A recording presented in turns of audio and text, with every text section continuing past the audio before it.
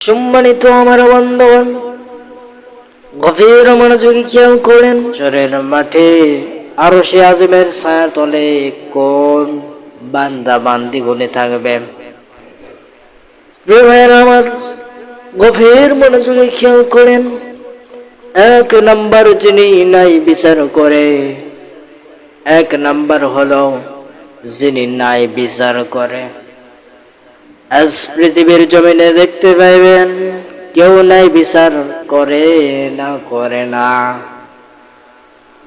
নাই বিচার করে না, নাই বিচার করে না। কি জন্য? দেখবেন এইরকম যার টাকা আছে তার মূল্য আছে, দুনিয়ার জমিনে যার টাকা আছে তার মূল্য আছে, আর যার টাকা নেই তার কোনো মূল্য নাই। প্রিয় ভাইরা আমার, গরিবদের কোনো বিচার নাই, ধনীদের শুধু বিচার। ঠিক কিনা বলেন? যে সকল বান্দা বান্দি গরিব, যে সকল বান্দারা এরকম ন্যায় বিচার করবে, সেই সকল বান্দা বান্দিরা আরশে আজিমের ছায়ার তলে তারা থাকবে। বলেন সুবহানাল্লাহ। এক নাম্বার হলো ন্যায় বিচার করতে হবে। এই দুনিয়ার জমিনে যদি ন্যায় বিচার থাকে, ন্যায় বিচার যদি থাকে, তাহলে এরকম গরিবের কাছ থেকে টাকা নিবে না, এরকম টাকা মেরে খাবে না। যার টাকা বেশি তার দিকে তার পক্ষ হয়ে বিচার করবে, কিন্তু যার টাকা নাই তার কোনো বিচার করবে না। এমন করতো না। যদি ন্যায় বিচার করতো, যারা ন্যায় বিচার করবে তারা এরকম আরশে আজিমের ছায়া তলে থাকবে। যে বান্দা বান্দিগুলি নাই বিচার করবে, এই সকল বান্দা বান্দিরা এরকম আরশে আজিমের ছায়া তলে থাকবে। বলেন সুবহানাল্লাহ। তাহলে প্রিয় ভাইরা আমার, এক নাম্বার আমরা জানলাম নাই বিচার। কি বিচার? নাই বিচার। দুই নাম্বার, যে যুবক যৌবন পেয়েছে, আল্লাহর দেওয়া যৌবন পেয়েছে, সেই যৌবনটা এরকম আল্লাহর ইবাদতে অতিবাহিত করেছে, এমন ব্যক্তি আরশে আজিমের ছায়া তলে থাকবে। বলেন সুবহানাল্লাহ। এই যুবক ভাইয়েরা আমার, গভীর মনোযোগে খেয়াল করেন। আজকের এই জুমার অধিবেশনে মূল্যবান কিছু আলোচনা করতেছি, গভীর মনোযোগে খেয়াল করেন। আজকের এই আলোচনা যদি আপনার জীবনের লাইফে সেট করে নিতে পারেন, আরশে আজিমের ছায়া তলে আপনি থাকতে পারবেন। তাহলে এক নাম্বার আমরা জানলাম নাই বিচার। নাই বিচার যদি এই দুনিয়ার জমিনে থাকে, তাহলে এরকম ওই বান্দা এরকম আরশে আজিমের ছায়া তলে থাকবে। দুই নাম্বার হলো, যেই যৌবনকালে, যে ব্যক্তি, যেই যুবক যৌবনকালে আল্লাহর ইবাদতে কাটায় দিয়েছে, এই বান্দা আরশে আজিমের ছায়া তলে থাকবে। বলেন সুবহানাল্লাহ। এই জন্য যুবক ভাইরা আমার, যৌবন পাইছো, এই যৌবন নিয়া গার্লফ্রেন্ডের সাথে কাটায় দিও না। যৌবন পাইছো, যৌবনটা নষ্ট করো না। যৌবন পাইছো, যৌবনটা ভালো কাজে অতিবাহিত করো। যৌবনটা পাইছো, আল্লাহর ইবাদতে অতিবাহিত করো। আল্লাহর ইবাদতে অতিবাহিত যদি করো, তুমি আরশে আজিমের ছায়া তলে থাকতে পারবে। যৌবনকালের প্রাধান্য বেশি দেওয়া হয়েছে। যৌবনকাল পাইছো, যৌবনকালের ইবাদত আল্লাহর সন্তুষ্টির জন্য আল্লাহর ইবাদতে অতিবাহিত করো। এই যৌবনটা হেলাই দুলাই নষ্ট করিও না। যৌবনটা হেলাই দুলাই নষ্ট করিও না। যৌবনটা আল্লাহর ইবাদতে অতিবাহিত করো। তাহলে প্রিয় ভাইরা আমার, আমরা জানলাম যাদের যৌবন আছে, এই যৌবনটা আল্লাহর ইবাদতে কাটায়া দেওয়া লাগবে। এই যৌবনটা যুবক ভাইরা গার্লফ্রেন্ডের সাথে কাটায় দিও না। এই যৌবনটা এরকম হেলাই দুলাই কাটায়া দিও না। এই যৌবনটা পাইছো, আল্লাহর দেওয়া যৌবন পাইছো, এই যৌবনটা আল্লাহর ইবাদতে অতিবাহিত করো। যদি না ইবাদতে অতিবাহিত করো, তাহলে তোমার মতো ব্যর্থ আর কেউ হতে পারবে না। এই জন্য যৌবন পাইছেন, যৌবনটা আল্লাহর ইবাদতে অতিবাহিত করো। হাসরের মাঠে আরশের ছায়াতলে 7 শ্রেণীর মানুষ থাকবে। 1 নাম্বার যিনি ন্যায় বিচার করে, 2 নাম্বার যে যুবক আল্লাহর ইবাদতে তার যৌবন কালটা অতিবাহিত করেছে, সারাটা জীবন এই যে যৌবন পাইছে, এই যৌবনটা আল্লাহর ইবাদতে অতিবাহিত করেছে, আরশের ছায়াতলে তারা স্থান পাবে। সুবহানাল্লাহ। জন্য যৌবন পাইছেন, যৌবনটা আল্লাহর ইবাদতে অতিবাহিত করো। ঠিক কিনা বলেন? প্রিয় ভাইরা, আজ যৌবন পাইছি, যৌবন লিয়া বাহাদুরি দেখাইতেছি। যৌবন পাইছি, এই যৌবনের তাকব্বরি দেখাইতেছি। কি কয়দিন তাকব্বরি দেখাইব? হ্যাঁ, কয়দিন তাকব্বরি দেখাইবি?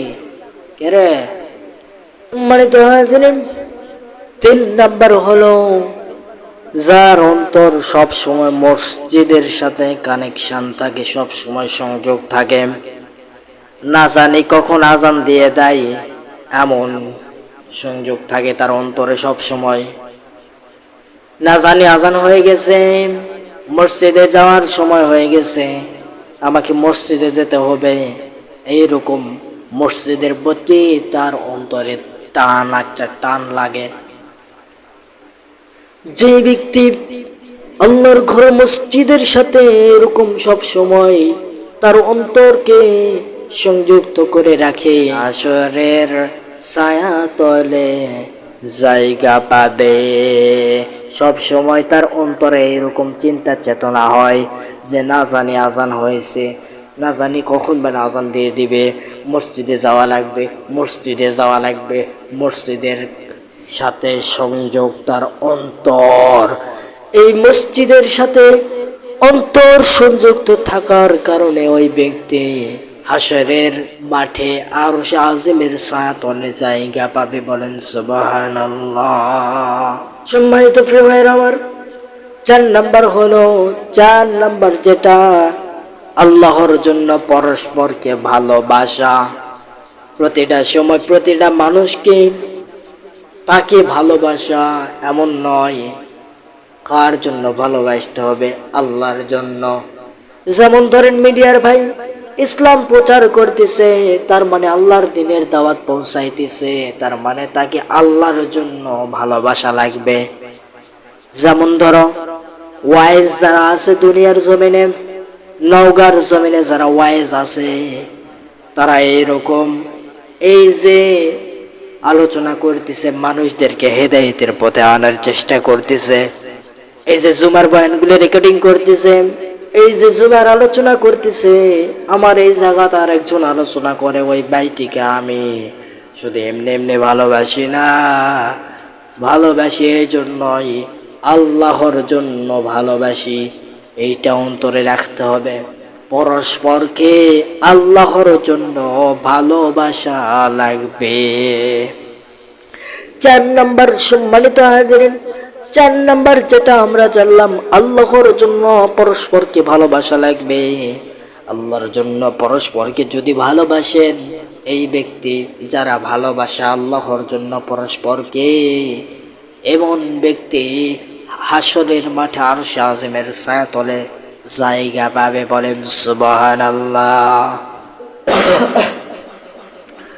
সম্মানিত আমার ভাইয়েরা, 5 নাম্বার হলো যে ব্যক্তি দান সাদাকা করে, এমন ব্যক্তি আরশে আজিমের ছায়াতলে জায়গা পাবে। যে ব্যক্তি দান করে, সম্মানিত আমার ভাইয়েরা, এখানে বুঝতে হবে দান করলে মানুষদেরকে জানায় দান করার দরকার নাই। আপনি দান করবেন আল্লাহকে সন্তুষ্ট করার জন্য। আপনি যদি মানুষদের বাহবা পাওয়ার জন্য যদি দান করেন, ওই দান করা ব্যর্থ। এই জন্য দান করবেন এমন ভাবে যাতে করে কেউ না যেন টের পায়। যে ব্যক্তি দানশীল, এমন ব্যক্তি হাসরের মাঠে আরশে আজিমের ছায়াতলে জায়গা পাবে। এমন ব্যক্তি রয়েছে মসজিদে কাজ চলতেছে, এরকম মসজিদে দান করতেছে, এইরকম মাদ্রাসায় কাজ চলতেছে, মাদ্রাসায় দান করতেছে, এমন ব্যক্তি হাসরের মাঠে এইরকম ছায়া পাবে আরশে আজিমের নিচে ছায়াতলে। এই জন্য মসজিদ মাদ্রাসায় দান সাদাকা বেশি বেশি করবেন। ফকির মিসকিনদেরকে দান করবেন, ফকিরদেরকে দান করবেন, দান করে খোটা দিবেন না।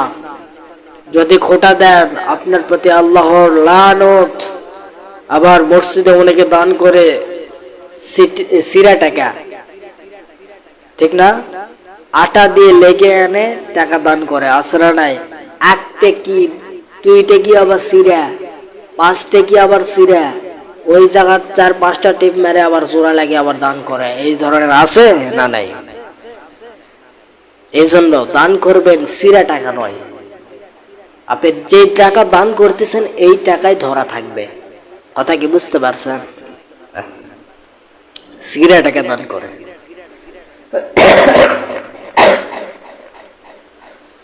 সম্মানিত আমার ভাইরা, 6 নাম্বার হলো পবিত্রতার প্রতি অবিচল ব্যক্তি।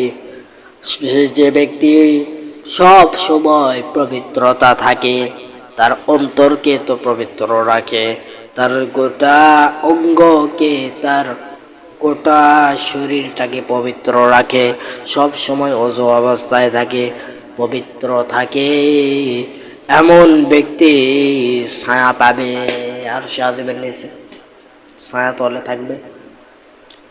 এই জন্য এই জন্য পবিত্রতা, সব সময় পবিত্রতা অবস্থায় থাকবেন। 7 নাম্বার হলো যে নির্জনে আল্লাহর ভয়ে ক্রন্দন করেন। প্রিয় ভাইরা আমার, কোন বান্দা বান্দিগুলি, যেমন ধরেন তাহাজ্জুদে এক ব্যক্তি দাঁড়াইছে, তাহাজ্জুদে নামাজ পড়ার পরে এরকম নামাজ শেষ হয়ে গেছে, তারপরে এরকম আল্লাহর কাছে যায় আর ক্রন্দন করে আল্লাহর ভয়ে, আল্লাহর ভয়ে ক্রন্দন করে। রব্বুল আলামিন ফেরেশতাদেরকে বলতেছে, হে ফেরেশতারা, আমার বান্দা আমাকে দেখি আমার জন্য এই যে ভয় করতেছে, আমাকে কি দেখছে? ফেরেশতারা বলতেছে, না দেখে নাই তো। ফেরেশতাদেরকে আবার বলতেছেন, এই ফেরেশতারা, ওই বান্দা কি আমার জাহান্নাম দেখেছে? ফেরেশতারা বলতেছে, না দেখে নাই। তাহলে কান্দেছেন কিভাবে? কান্দার কারণ হলো মূলত যে বান্দা আল্লাহ আপনার জন্য ক্রন্দন করতেছে, কান্দিচ্ছে, আপনার জাহান্নাম দেখে নাই, তারপরেও কান্দিছে, শুধুমাত্র এটার জন্য যে জাহান্নাম কত ভয়ঙ্কর এটা শুধু শুনে রাখছে, কিন্তু এটা সরাসরি দেখে নাই। এই জন্য বান্দা আল্লাহ আপনাকে এইরকম আপনার ভয়ে ক্রন্দন করতেছে, কান্দিচ্ছে। এই জন্য যে বান্দা বান্দিগুলি এইরকম নির্জনে আল্লাহর জন্য ক্রন্দন করে, আল্লাহর ভয়ে, আল্লাহর ভয়ে, এমন ব্যক্তি আরশে আজিমের ছায়াতলে থাকবে। সুবহানাল্লাহ। এই জন্য প্রিয় ভাইরা, আজকে আমরা জানলাম 7 শ্রেণীর মানুষ এরা আরশে আজিমের ছায়াতলে থাকবে। তাহলে 7 শ্রেণীর মানুষের মধ্যে আপনি আমি আসি না নাই, এটা মিলান তো।